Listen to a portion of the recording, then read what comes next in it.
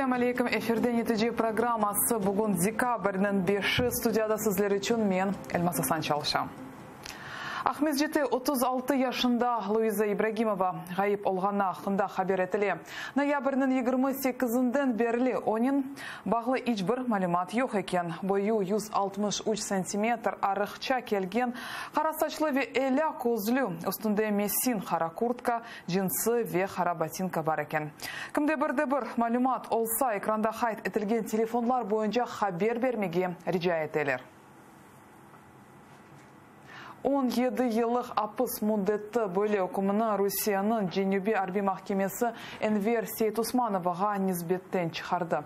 İşgalciler onu keçken sene Mayıs'ta Baydar'da yakalayıp Hizbut Tahrir'ge alakası var dep terrorizmde habatladı. Siyasi mabuzga hol tutmak için Kırım'dan onlarca vatandaşlarımız vardı. Çarşamba күні Enver Seyit Osmanov тезден азат olunması için Seyitlер районы Желябовка қасабасында дуа кечірілді. Кімседе қабатлав hukuma çıkarılacağından şübesi yok еді. Rostov'ta ise onlarca insan Cenübi Arbi Mahkemenin binası oğunda toplaştı. Birazdan şaşırtқан haber 17 yıl apыс müddeti. Хочу призвать мусульман к тому, чтобы не оставались равнодушными, как минимум читали дуа за наших братьев, как максимум поддерживали. Иншаллах, будем просить у Аллаха, чтобы исход это был для них наилучшим образом, чтобы они в ближайшее время вернулись в свои семьи. Мое отношение к этому приговору, кроме негодования и возмущения, я больше ничего не чувствую. Печальный опыт, да, подсказывает нам о том, что и прокуроры, и судьи, да, все заодно. Bizimkilerini inkar etmeyik. Rostov'ta Ukraina baş konsulu Taras Malышевский erkesinen beraber Enver Seyit Osmanovga hukum seslendirilmesini bekleydi. Qaydetkenine ko'ra Ukrainanın Tış işler nazirliginin temsilcileri o'z vatandaşı azat etilmesi için қолundan kelgenini yapacak. Генеральное консульство Украины не оставит нашего гражданина в беде. Конечно же, будет реакция и Министерства иностранных дел Украины. Спасибо всем за его поддержку. Вот, я думаю, что мы сможем его вернуть домой. Он будет дома со своей семьей и со своим народом. Keçenlere mahkemede Enver Seyit Osmanov sonki sözünden çıkış yaptı. Uydurulgan qabatlaularını ret etip, ona qol tutkan insanlarga teşekkürler bildirdi. Благодарим всем братьям, которые уже освещают новости СМИ. Пусть Аллах будет доволен и воздаст возможно их.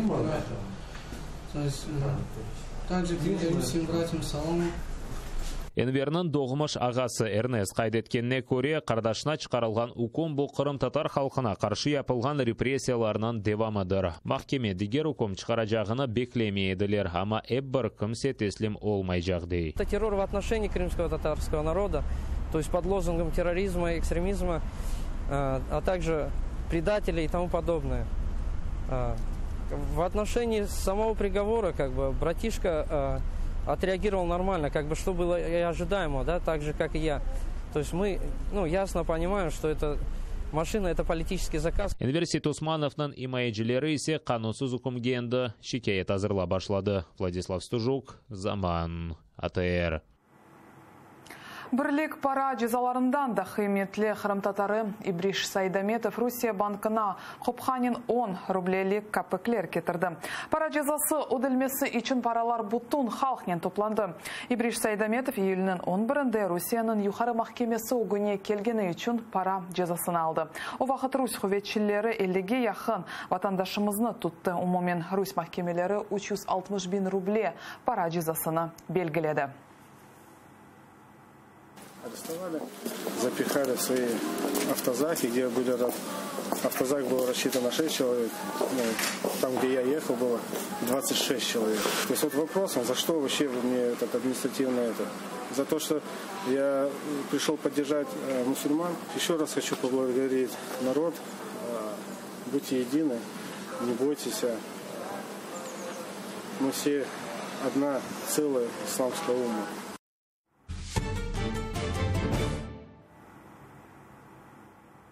Норманд форматында саммит Владимир Зеленский и Владимир Путиннің хапалы көрішуінден башлана біле. Бұны Европейская солидарность фракциясындан депутат Алексей Гончаренко айта. Өз мен баларны ачықламай, ама хайт еткенне көре юзме-юз кечірілген көрішуден сон Путин ве Зеленский, Франкистан ве Алмания лидерлері иштирагы еле музакере кечірежек. Депутат білдіргенне көре бұл телекеле, чүнки Русия Украинаның газ инесіне отырта біле. Президент Фирхасында бұны ошек дейлер. Путин иле юзме-юз көрішів өткеріле. Белгілені рет етмеділер. Зеленский ве Путиннің көрішіві не вақыт кечірілежегі да белі дегел, чүнки саммитнің күн тәртібі да ачықланмады. Росія дуже любить втягувати, садити країну в цілому на свою газову голку, а конкретно керівництво країни садити на корупційну голку.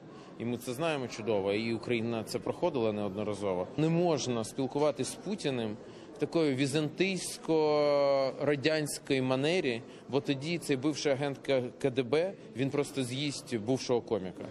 А йому треба бути open position, тобто відкрита позиція, червоні лінії.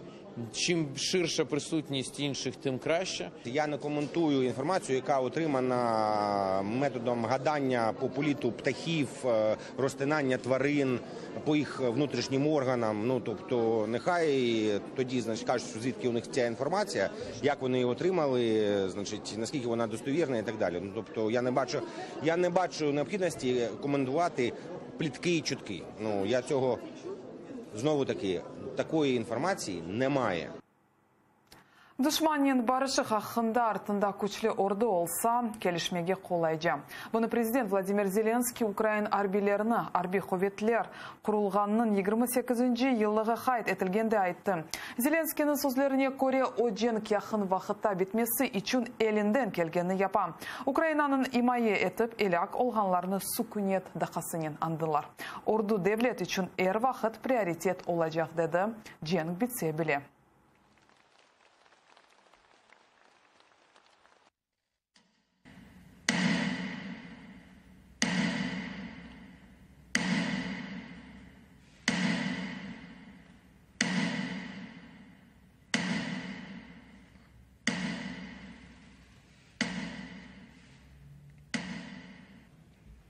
Сьогодні українці довіряють армії більше за будь-які інші органи чи інституції України.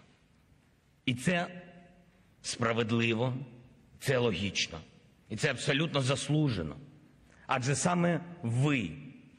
саме ви захищаєте нашу незалежність під час війни на сході України та після анексії Криму Росією. Ми ніколи не забудемо страшну ціну, яку довелось сплатити для захисту нашого суверенітету. Це тисячі поранених та тисячі загиблих наших воїнів, наших героїв, які віддали своє життя за Україну, за кожного з нас. Ишғал етілген Қырымны азат етмеге талап еттілер. Халқалара Либерейт Крайме әрекетінің файлері Будапешт меморандумны имзалаған Русия, АБД, Франкистан, Бүйік-Британия ве Қытай елчіліклері оғынды акциялар кечірді. Бұл сене меморандум имзалағанына 25 ел олды. 1994 тенесі декабрінің 5-інде о вақыттаки президент Леонид Кучма Украинаның өзексіз статусы ақында весиха имзалады. Америка Бірлешкен Девлетлері Бүйік-Британия ве Русия Украинаның топрақ бұтынлігі бұзылмамасыны кефалет етмек керек еді. Sonra кефалетчілер сырасына Франкистан ве Қытай қошылды. Файлер елчіліклер янында Қырым силуеті граффитисіні япып қалдырдылар. Бұнен берабер меморандумны имзалаған девлетлер Русия Қырымны азат етмесі үшін басқы япмаға чағырдылар. И Российская Федерация является злостным нарушителем данного Будапештского меморандума. Мы хотим заявить о том, что Российская Федерация таким образом нарушает международный режим по ядерному разоружению в мире. Таким образом, ни одно государство не захочет под международные гарантии отказываться развивать ядерную свою безопасность с помощью ядерного оружия или отказываться вообще от оружия ядерного. Ишғал етілген Қырымға менлік маршы Мejlis барышық ве зорбалықсыз акцияны илан етті. Марш iştirakçileri Украина қытасындан ишғал етілген Қырымға жаяв барacak. Böyle халқара teşebbüsünün azaları ve akция başlayacak yerini teşkilatçılar yarın geçirilecek matbuat vasıtaları için konferensiyada ilan etmeye işandırdı. ATR teлеканалы bu konferensiyanı saat 12:30'da canlı gösterecek. Meclis reisi Rifat Çubarov hayt etkenine göre Böyleleknin Rusiyаны, халқара mahkemeleri ve халқара teşkilatları kabul etken kararlarını yerine getirmesini isteyler.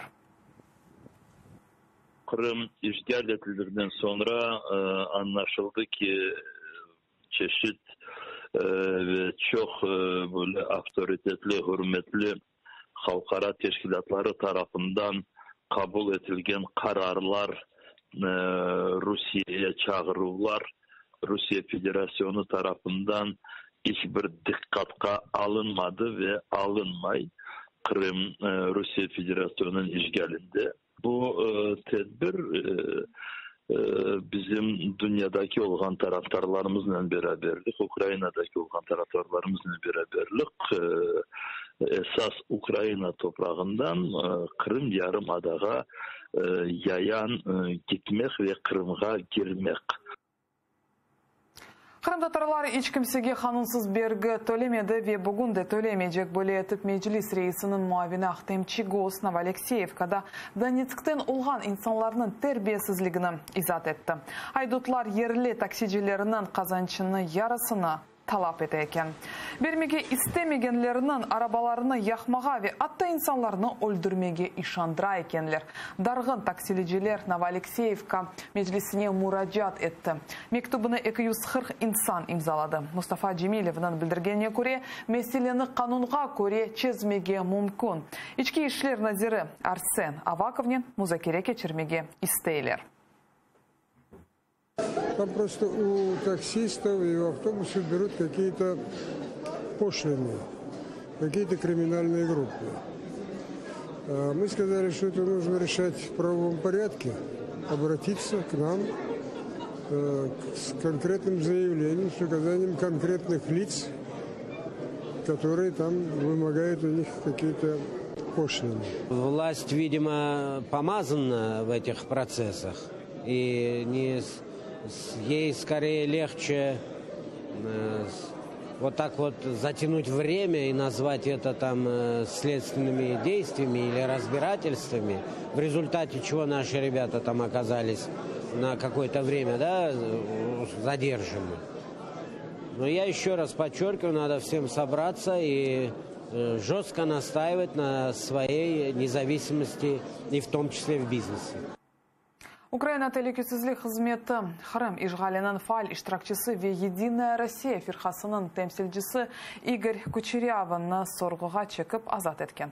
O SBU ile işbirlik yapkanı için onu SIZO'da tutmaylar. Sonki 3 gün o Herson'da otellerini birinde yaşap sorgularga katna eken. Şimdilik ona Ukrayna toprak bütünlüğüne kastetu boyunca kabatlav bile çıkarmaganlar.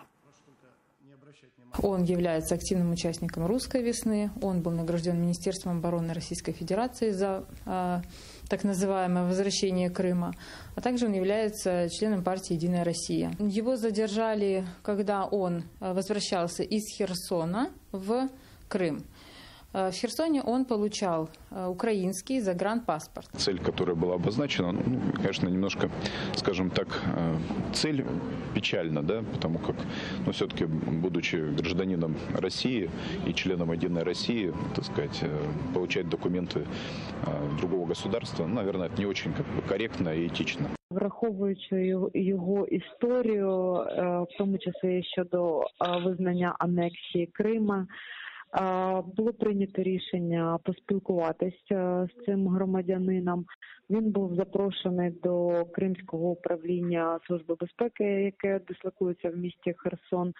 Вже другу добу з ним тривають співбесіди, він співпрацює зі слідством. Наразі в нього немає статусу затриманий і не виключається, що йому буде оголошено підозра по 110 статті Кримінального кодексу України. Це посягання на територіальну цілісність і недоторканність України. Буда хадан нетиже программасы сонуна етті епіңізге хайырлы ақшамлар тілейм, атерді айрылмаңыз.